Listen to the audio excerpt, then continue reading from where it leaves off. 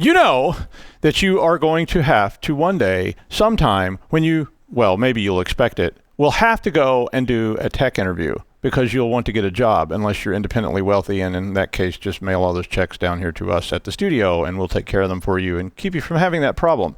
Today on SDL, Russ and I are going to talk about interviewing for tech jobs and give you some of our advice and observations from the history of interviewing for tech jobs. And I know that's not what I said we were going to do, but I lied, so stick around.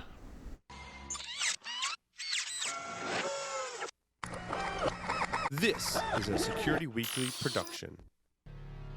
Welcome to Secure Digital Life.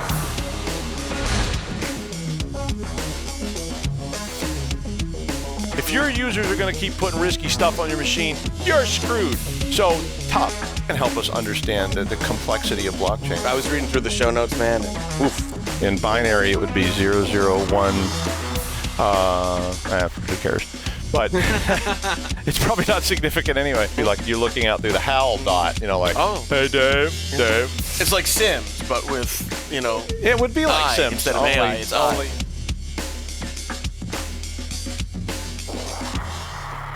Roger Williams University is a premier destination for cybersecurity, offering in-person and online classes designed and taught in collaboration with industry experts. Using virtual environments that simulate real-world systems, you'll solve complex cyber issues and analyze cyber threats to prepare you for in-demand jobs in this rapidly growing field. Whether you're just starting out or want to advance in the cyber profession, RWU offers degrees and coursework at all levels. Learn more at rwu.edu/cyber. Well, ticket sales are open for the Social Engineering Rhode Island Conference. That ought to be cool. Saturday, June 16th at Salve Regina University in Newport, Rhode Island in nice old mansions from long ago. If you go to se-ri.org, you can register for that. The link's in the show notes if you want to see it. And Patrick Laverty will be joining us for an interview next week, so stay tuned to hear more about that conference. That seems a little strange. Check out our on-demand material. Some of our previously recorded webcasts are now available on demand at securityweekly.com/on-demand. We have an upcoming webcast with Javelin Networks on overcoming the limitations of privilege account management, and that's going to be on May 24th from noon to 1 o'clock, so you should definitely check that out to hear what Javelin Networks has to say. They're always cool. And what else we got? DEF CON this summer, Black Hat this summer, AnyCon in Albany is coming up in August, so all that stuff and more. Stay tuned. So Russ and I have probably interviewed thousands of people. I have personally interviewed thousands of people for programming, maybe not thousands, but hundreds and hundreds of people for programming jobs down through the ages. And being myself, have had to interview quite a few times. Sometimes, things don't work out, and you have to go to those interviews yourself. So Russ and I are going to talk today a little bit about interviewing for tech jobs, because most of you are going to do this at some point, and a lot of people get kind of worried about it. Hi, Russ. Hey, Doug. How are you? I'm fine. How are you? Awesome. You're looking forward to talking about interviewing. You're kind of pink today. Yeah, it's supposed to be purple, but, the yellow lights coming from the floor up here, they're washing me out. Oh. I'm all washed out, Doug. Yeah, I can tell. It's all Russ and I went and saw William Shatner on the weekend, so yeah, and it was awesome. I was very it was cool, but I was really it made me melancholy because I'm familiar with like young Kirk, and I'm like the Kirk from the movies, and then Admiral Kirk in the movies, but I wasn't really ready for great granddad Kirk, who was like, because he's 87. I didn't really think about him being that old. I was thinking more about like he was going to come out on stage and be like, Kirk, come on! But he wasn't. Okay, so let's talk about interviewing then. One of the things that I want to talk about in interviewing is about just prepping up for those interviews. And when you start thinking about interviews, you have to actually do a little bit of planning. And one of the things that I saw people doing for a long, long time when I was interviewing programmers, because most of these were people that were graduating from college, was they had absolutely no preparation for the interviews at all. They would just walk in and they would sit down in front of me and go, hi. And, you're kind of like, huh. and they didn't know anything about the job or the company or me or any of this stuff. And at the time, that was it wasn't totally ridiculous because it was hard to collect information. In fact, you had to do social engineering to get information, like calling the switchboard and asking for the name of this and then asking questions about the person and pretending to be selling life insurance or something. Not that I ever did that. Never, never, never.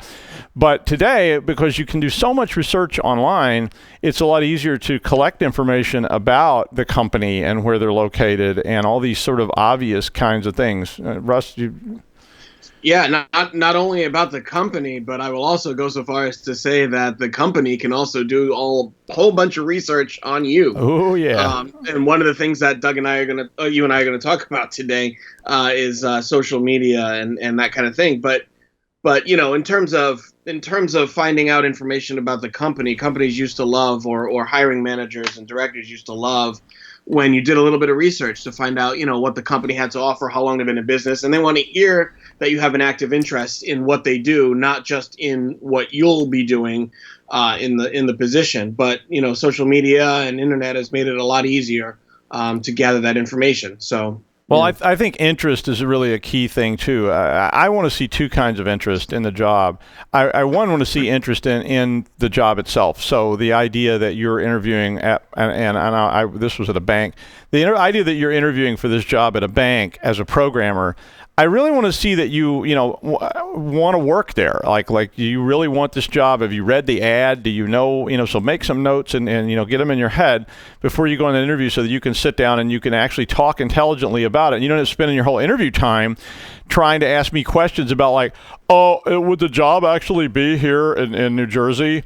Or would it, and just these questions that were in the ad. And I'm going, okay. And I know you got other interviews, but come on, are you not really that interested? And the other piece of interest is about being interested in the field, because one of my key things is that you are interested in this field.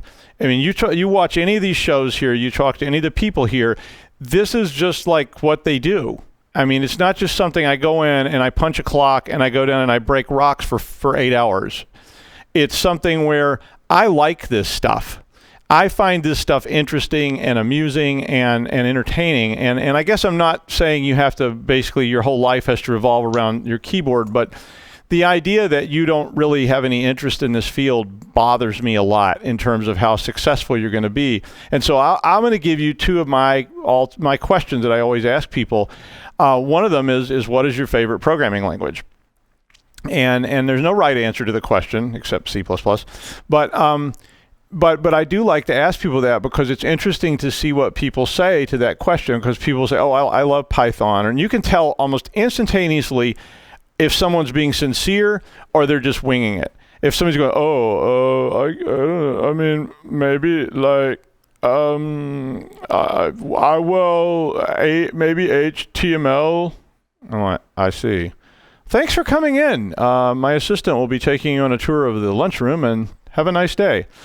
And the other question I often ask people is, what is your favorite networking port? I didn't ask that in the programming interviews, but I always say, what is your favorite networking port and why? And again, there's not a right answer to that question, but I'm really looking for somebody who perks up instead of goes, uh-oh. I want you to be like, oh, cool. And you can say, oh, I like port 3389, and it's like, why do you like that? And it's like, it's something you're interested in. And if it's something you're not interested in, then maybe you're not the right fit for me. I don't know, Russ. What do you think? No, I think that's exactly right. And I've been on interviews and had interviews before where you ask people disarming questions just to get to sort of, because there could be a formula for the right way to conduct an interview. And if you have all the canned responses and answers, the interviewer doesn't get to really know the interviewee. And what they want is they kind of want to see who you are as an individual, not just as a potential employee. Because whether you like it or not, your personality is going to come out in the job when you get more comfortable there. So they're trying to see if you are a good fit for the team in that regard, without saying that, because I don't think that's quite legal. Or maybe it is. Who knows? So yeah, I completely agree with you. Along the same lines, then, in the modern age, what Russ was bringing up before, I call it sanitization. And one of the things, especially college students and high school students have to deal with, is the fact that transitioning from being there's a time and a place for everything, and that place is college, to quote South Park. There is this, I'll give you an example. I interviewed someone once for a high-level position at a company. This was not at the bank, but this was at another company. And this person was applying for a fairly high-level position that paid large dollars. And as a matter of course, I went on Facebook and typed that person's name into Facebook. And one of their Facebook pages came up. And on that Facebook page was a photograph of this person doing a keg stand. And right underneath it was a photograph of this person with lines of what looked like either cocaine or crystal meth cut on the table.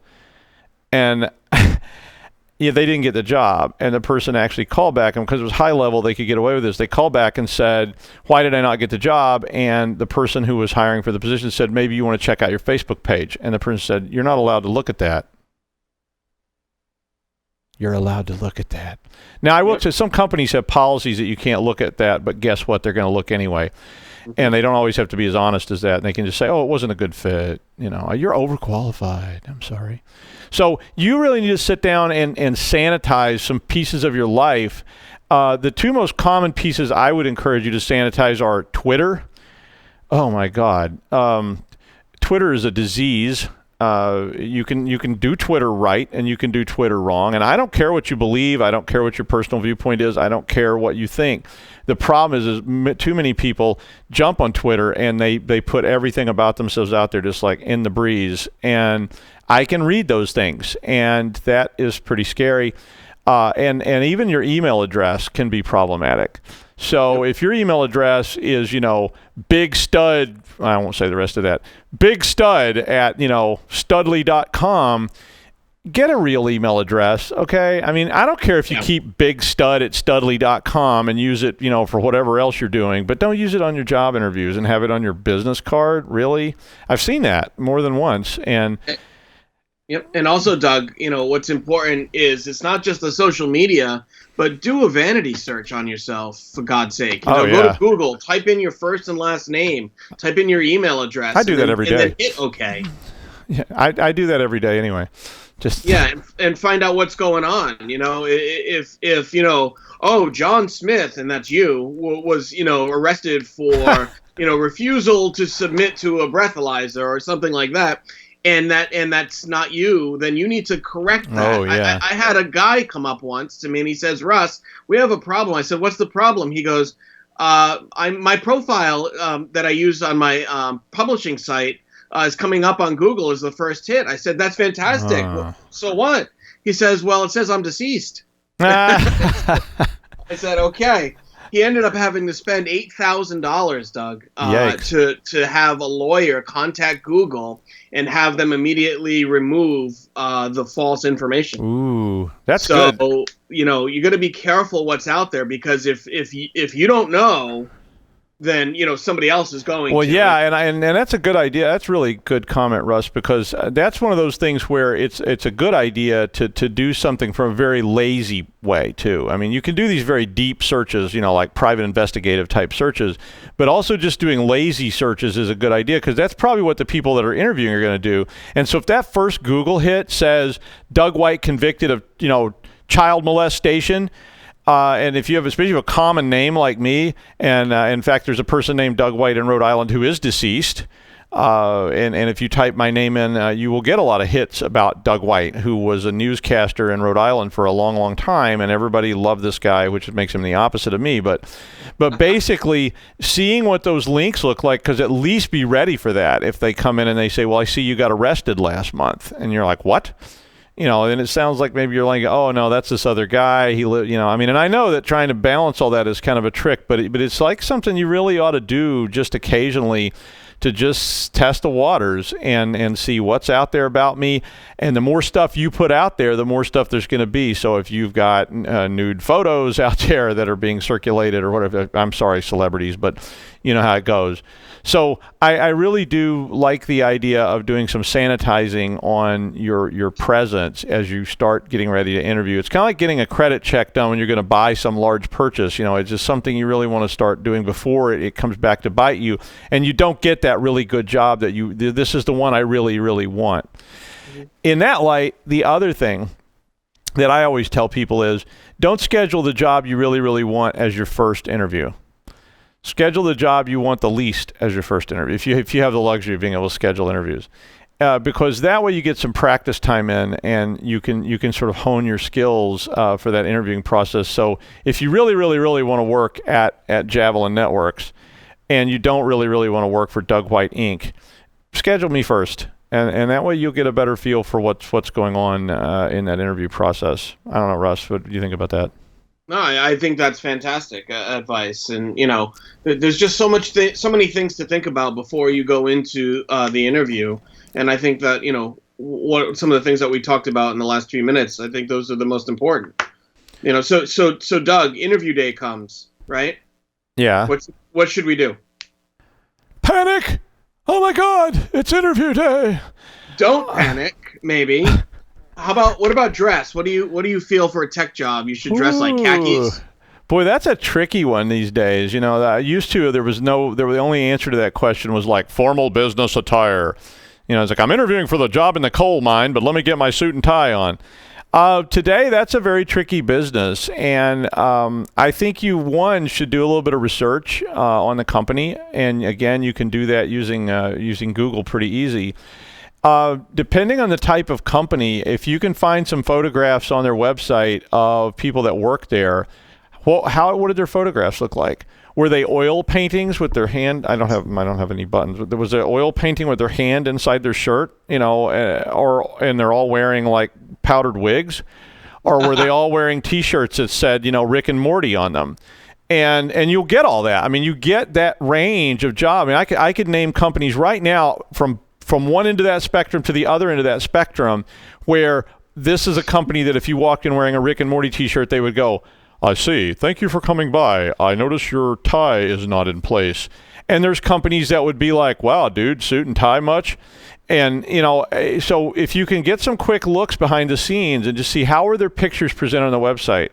And, you know, and I don't mean the CEO, but if you can look on down the chain and you can say, well, look, you know, here's a picture and all these people on there are wearing T-shirts and they're wearing, you know, open neck shirts and whatever, then you can dress up, down.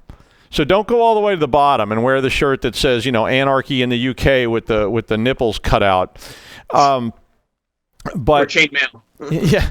Well, I remember a few years ago when we had firearms licenses, you had to do these interviews with like state. And I was doing this interview for a firearms license for my company, and this guy that went in front of me was wearing a shirt that said, like, you know, kill them all and let God sort them out on his shirt, literally. And he was yelling about getting rejected, and they were like, well, the guy, you know, he was like violent, he was angry, and he's got on a shirt that has the word kill in it, you know. And I'm like, yeah, that seems pretty stupid. I don't know, Russ, what do you think? Yeah, no, I think that's absolutely right. In terms of dress, it pays to do the research. If the culture of the company is anti disestablishment, then you're probably not going to want to dress up in a suit and tie. You know, I use Google Images search sometimes to see if I can get photos of inside the company with people working and see just kind of what they look like. You know, it really depends on the company. Google's a little bit more relaxed unless you're applying for, you know, a C-suite position. You know, if you're working on the floor at the campus or maybe on Apple campus, you know, it might be khakis and, you know, a decent shirt or maybe flannel. Actually, it's probably all flannel. Right?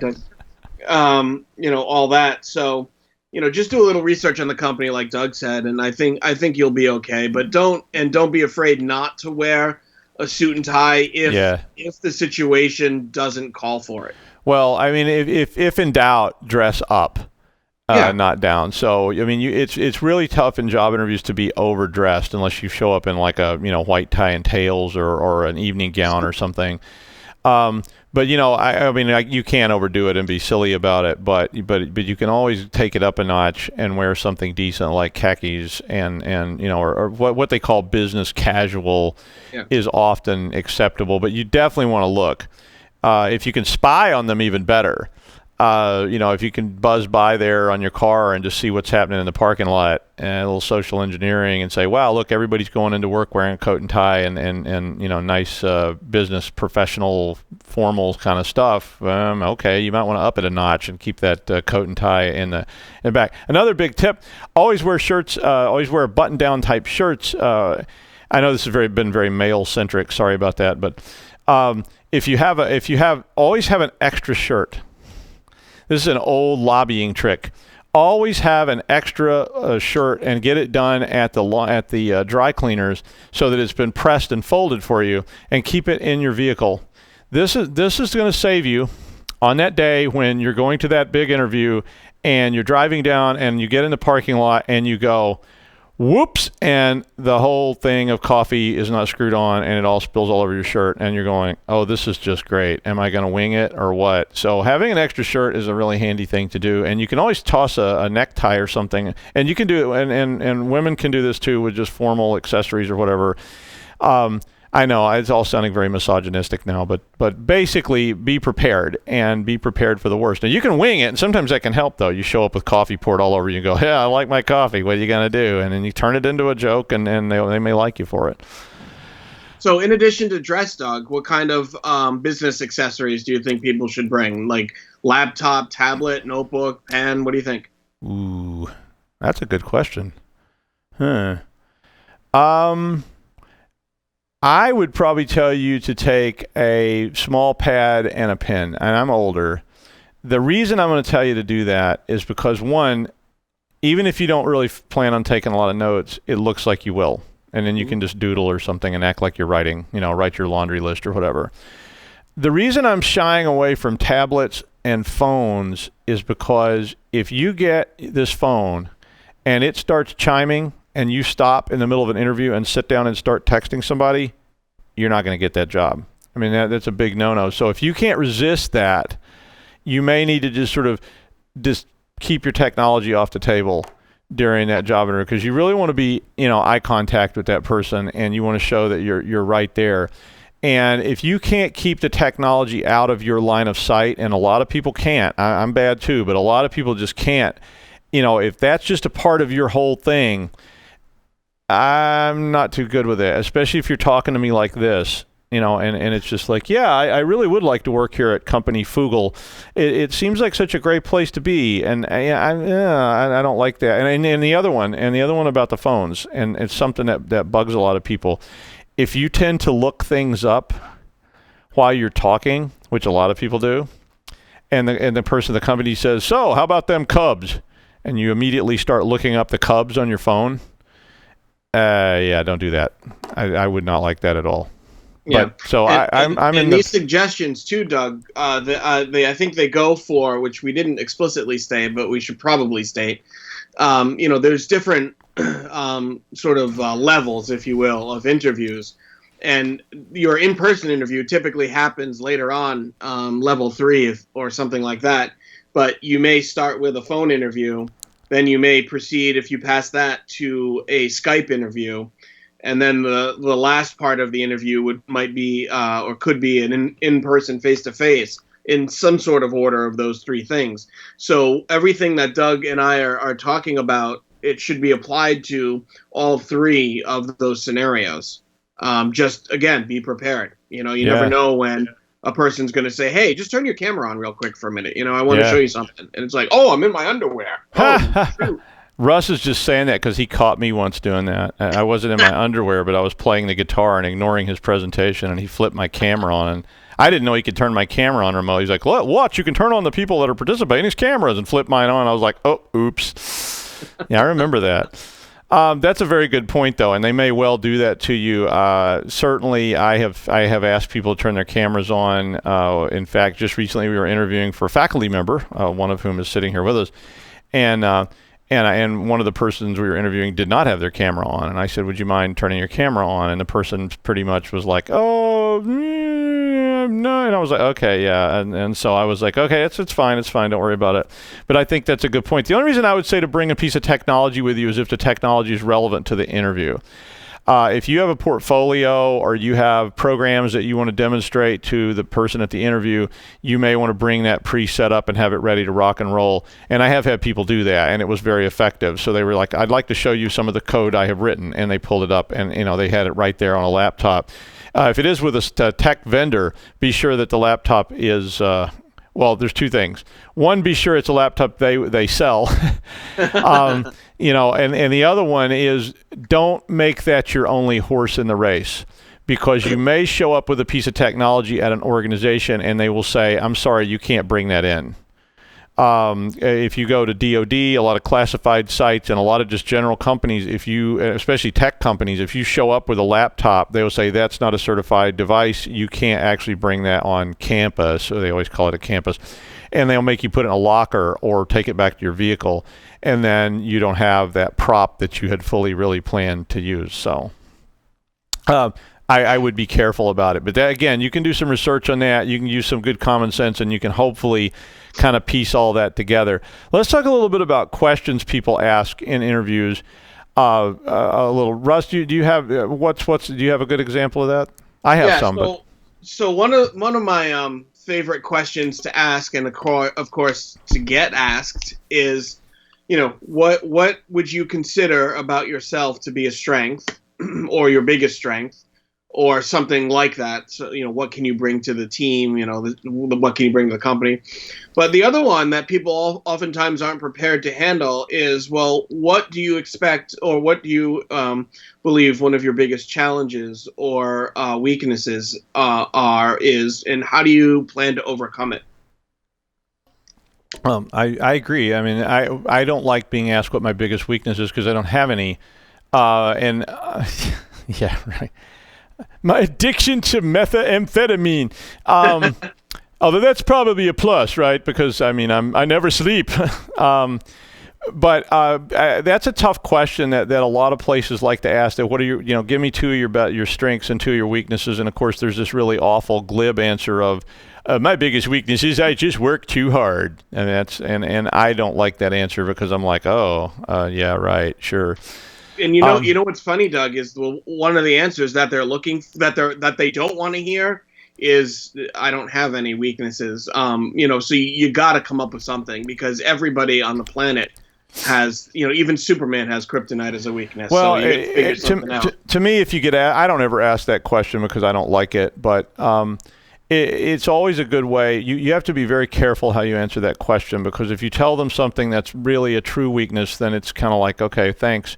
So you have to, if I get asked that question, and I've been asked it many times, my typical answer to that is that one of my answers is that, depending on the job, that I talk too much. It's that, that I can always work more on my writing skills, and you have to answer that very carefully because they want people who can write usually, but it's like, so, it's like I have to challenge myself to write better, to spend more time editing, and to spend more time proofreading, and I'm lazy about that. And so it is good to be self-deprecating, but you have to be careful how you play it. So it's something good to practice with somebody and think about what that answer is going to be. The other one is that I'm a dilettante. And that's another kind of a soft serve thing, and it can go either way, but it's that I like to learn things, but I often don't learn enough about them. So I have to push myself to focus and stay focused on the thing that I really need to know, instead of just sort of being scattered about it and saying, oh, well, that's cool, and this is cool too, and I think I'll play with this for a while. And as a professor, that's a strength. But in a job where I need you to sit down and be a firewall administrator, I really want you to focus on that particular device. Another one that I've used before is that I'm biased. That I have my tech favorites, and I'm a techno racist. That I like C++ and not Java. And so but that's a tricky one too. So that's a tough question. I don't like. My other questions I would throw in that mix, Russ, are that a lot of the people who interview tech candidates give them tests. Yep. And it's not at all unusual for them to actually give you a small quiz or a test. And one of the things that you need to do is you need to brush up on basic skills. I get that all the time from interviewers who call about my students and they say, we interviewed so-and-so and the person, when we asked them to read a Wireshark log, they couldn't do it. We asked them to explain the three-way TCP/IP handshake and they couldn't do it. And you may say, wow, I learned that 3 years ago and I just didn't really remember it. And okay, sometimes you're going to choke and burn. But those kind of little small things can really trip you up, and it's stuff that you can prep up front. Yep. And on the back end, things that you can prep while, in preparation for meeting somebody physically is, when you meet somebody for the organization, don't be afraid to shake their hand. Even male and female candidates, shake their hands. I personally hate touching people, but other people like it. So some people like it too much. Yeah, some like it too much. And another thing that I noticed recently, especially with younger, maybe 18 to 24, maybe even up to 30, and I actually these kids today, yeah, is the whole shaking thing. Like when I'm sitting at a table, my legs going a mile a minute, or I'm tapping on the table. People think that and it is a time to be nervous. I get that, but try to hide that. With me, shaking my leg is more about processing information, movement, and things like that. 92 cups of coffee later. Yeah, 16 cups of coffee later. Yeah. So try to sit still. My father would always call me a fidget or a fuss budget or some such thing. I'm terrible. I never stop moving, and my legs are shaking, and I'm, it's just. Okay, last one, and we're going to run out of time. Now I forgot what it was. Oh, I remember. After parties. Yeah, after parties. So you may go to a job interview, and they may tell you at the end of this period of time, like a visit, that they're going to send you out this evening with some junior associates. Have a good time, let your hair down, just enjoy. And I used to give this lecture to my students in Colorado because we had several large companies that would send limos up to pick people up and bring them to the campus for the day. And at the end of the day, they said just that. They said, we're going to let these junior associates go out, have a good time. And they would take everybody to a club. Be careful. They're still watching you. And I know that sounds paranoid, but it's the truth because we used to do it too. When they take you out, you can certainly have, if you're of legal age, you can have a drink if everybody else is having a drink. But if you can't have a drink without going crazy and getting blackout drunk and waking up on an island in the South Pacific with a bunch of tattoos, I would advise against it. Basically, my rule for that kind of stuff is never have more than one very, very basic drink. Don't order double martinis or, give me 4 shots of Jim Beam in a glass and a lemon or some of this macho stuff. I don't care if they're all shooting tequila. Just, it's fine to be sociable, but if and they won't try to get you intoxicated or do anything like that. I've never seen that. But they will certainly allow you to become so. And I've seen that twice where the person literally was like vomiting blackout drunk because they were like, free booze, yeah. And they were like, buying drinks for everybody and doing shots of tequila. And the other time the person literally removed their shirt and got up on like a table and was dancing and waving their shirt around. And it was just absolutely insane. Don't be Archer. It's just it's a very bad thing. Anything else, Russ? You have any advice on the after party? I've never been invited to an after party. I wish I had, just to be a little bit more experienced in making these observations. But I agree with everything there. I personally would only have one beer or a glass of wine, or and don't hit it hard. That comes later when you get the job offer. I'm telling you, we used to do that, and I've been on some, and I will tell you, I have been on a couple, and these were more like higher level. I've been on a couple where they pressured me to drink. The other person obviously had a serious problem in that one case, and he obviously felt, guilty because he was knocking back martinis, and he was like, come on, have another drink. And it was just like, okay, I'm not really a drinker, heavy duty type, and I think I'll just stick with this, I'll stick with this glass of wine. But if they're doing that too, that might be a red flag into the type of culture that their company absolutely has. Yeah. I mean, I had already said I don't want to work here if this is the way it goes, and they're going to have 3 cocktail parties in one day and expect you to have 3 or 4 drinks at each one. And I'm like, wow. What was the name of that company, Doug? I just want to, You may want to take notes on that one. But yeah, so be careful about that stuff. Use good judgment and use common sense. Tech interviews can be weird, and they're definitely very stressful. The other thing I wanted us to talk about, we're out of time, was being nervous, but we'll talk about that some other time. So Thanks for tuning in to SDL, and we will see you next week. Bye. Take care, everyone.